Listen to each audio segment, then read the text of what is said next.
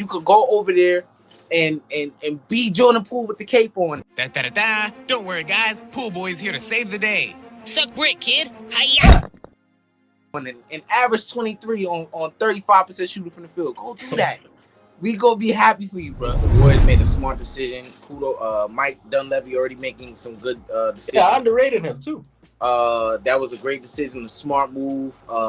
And people just looking at it for Jordan Poole getting traded for Chris Paul. I'm looking at the big contract Jordan Poole got that a lot of people feel he wasn't worth yet, and a lot of people feel that also gassed his head up enough for him to get knocked out to oblivion by Draymond Green. Allegedly, that was the reason he knocked him out. But anyways, in other words, I think that was a smart move all in all for them to get rid of Jordan Poole's big contract. That was the main objective. I don't think we got to go get Chris Paul he's better than Jordan Poole at this point. No, that's not what it is. It was a smart move. It was a really high IQ move on the part of Mike Dunleavy, if that was even his decision. Because I don't know if it was him or somebody saying, "Oh, we want Jordan Poole here for years to come" and all of this stuff, and then like 3 days later, he in Washington, bro.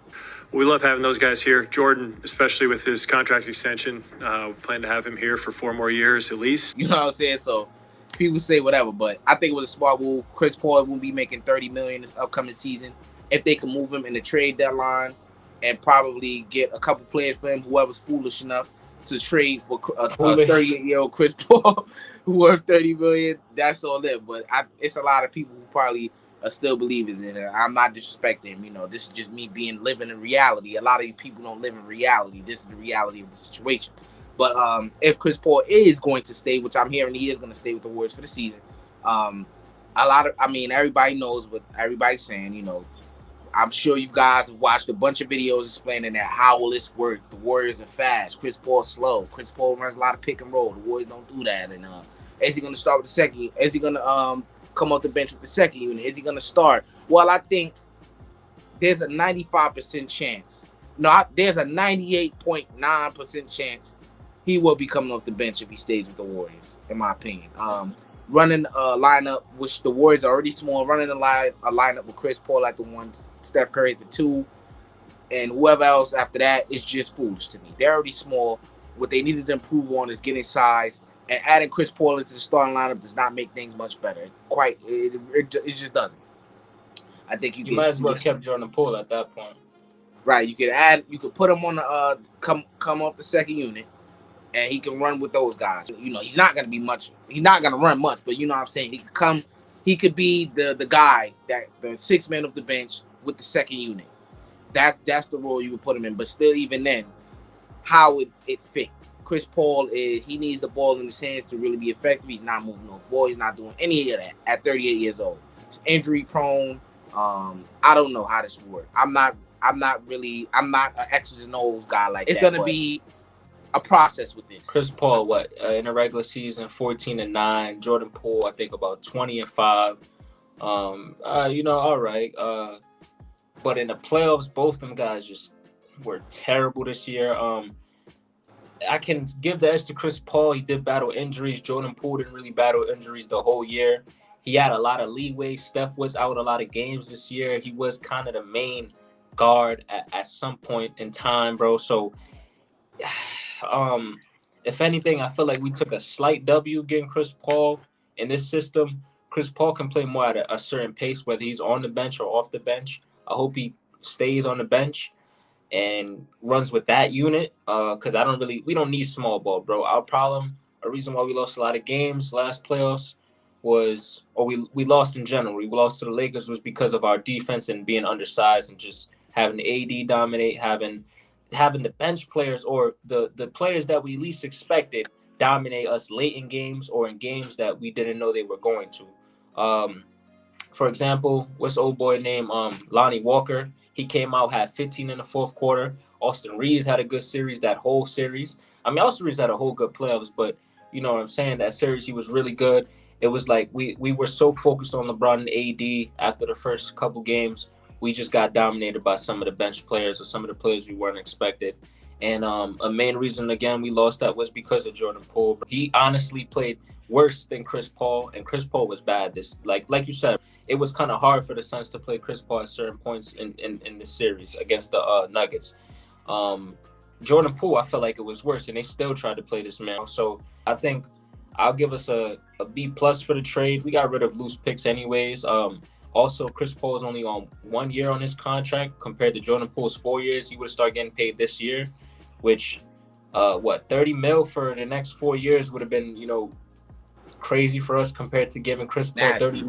Yeah, compared to giving Chris Paul 30 mil now, and now we have a lot more money to give out to whoever else we want in the next couple seasons. What I honestly think the Warriors are going to do if Chris Paul doesn't have a season that is acceptable, like somewhere along the lines coming off the bench with about 15 points, 7 assists, or some decent shooting, then by the trade deadline, Chris Paul is out of here. And I feel like I wouldn't be mad at it.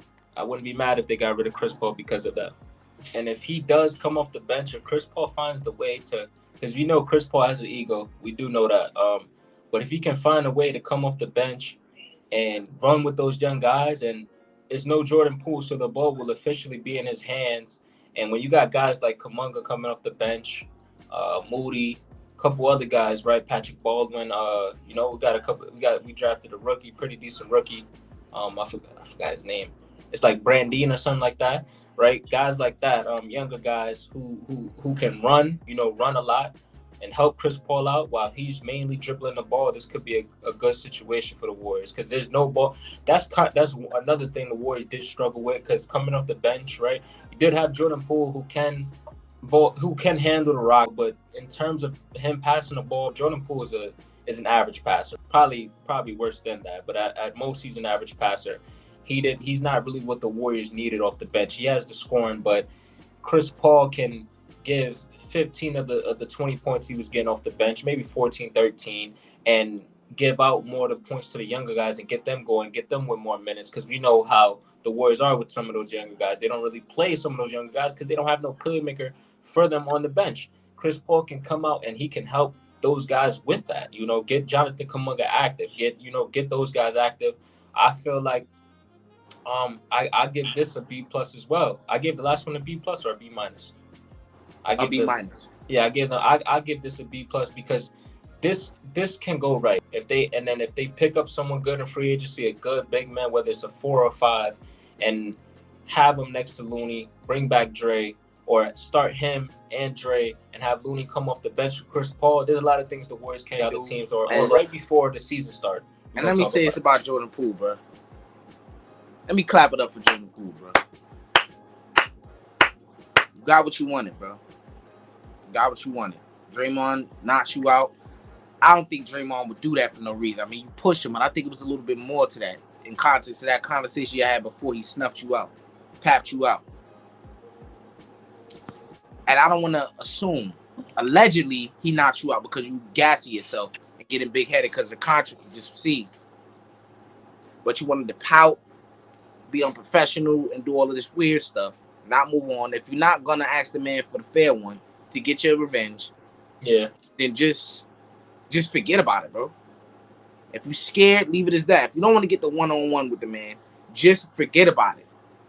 It's water under the bridge. All you got to do is give me my fair one-on-one and we good. We square. Let me hit you in the jaw or whatever. And y'all cool. If that didn't happen. But I think he had a problem with moving on. You still on the team and all this. You still doing what you're doing with the team. This is a business at the end of the day. This is a business. I agree, bro. This is a business, and he didn't take it that way. He taking it personal. I mean, of course he taking it. The man knocked him out, and the millions of people seen it around the world. Whoever leaked that, I think that's what made it really worse. Because I'm sure he was getting a bunch of DMs. Oh, Draymond knocked you out. You got to get back and all this stuff like that. It's like at the end of the day, Eli, he could have got, like you said, the fair ones in private, no video posted. If he lost, I mean, the worst thing about it, he lost around the guys, bro. That's it. And them guys really don't care about that, man. Them people making like nine figures, bro. That's not even the ultimate thing I'm saying. I think he unfollowed Draymond when he went over there with the Wizards. Yeah, Look, you could go over there and be Jordan Poole with the cape on and average 23 on 35% shooting from the field. Go do that. We gonna be happy for you, bro. Da-da-da-da. Don't worry, guys. Pool Boy's here to save the day. Suck brick, kid. Hiya! Go do that, bro. You got your money already. Yeah, you got your money already, so you could do whatever. Go be Jordan Poole. Go, you know. I don't know. Just you're moving on. This is a new start for you. I'm not expecting you to be an all-star player. I could be wrong, but I don't see that in you. I don't see much special. You're a very shifty player. You keep players on their toes. That's pretty much it. You're not out of this world to me. You've never been. Even with the height. Eddie knows that. I've never been higher than you. Yeah. Never been higher than you. You know, but it is what it is. He's gone now. Now the Warriors can move on from that stench, that dark cloud that was hanging over them. With him and Draymond, and then Curry had to intervene and try to, mend the fences, but it just wasn't working. Which situations like that can push your best players away? Could have pushed Curry. Could have pushed. You think Curry ain't signed off on this? Of course he did. Jordan Poole. I do expect a breakout season, whether he stayed with us or not. I'm expecting a good season because this last season, like the 20 points and the 5 assists is cute, bro. It really is. But his efficiency was terrible. I said this before he got traded. I'm expecting a breakout season, bro, because you can't just sit up here and play that as bad as he did this year, plus the playoffs, and then plus how he ended the playoffs last year.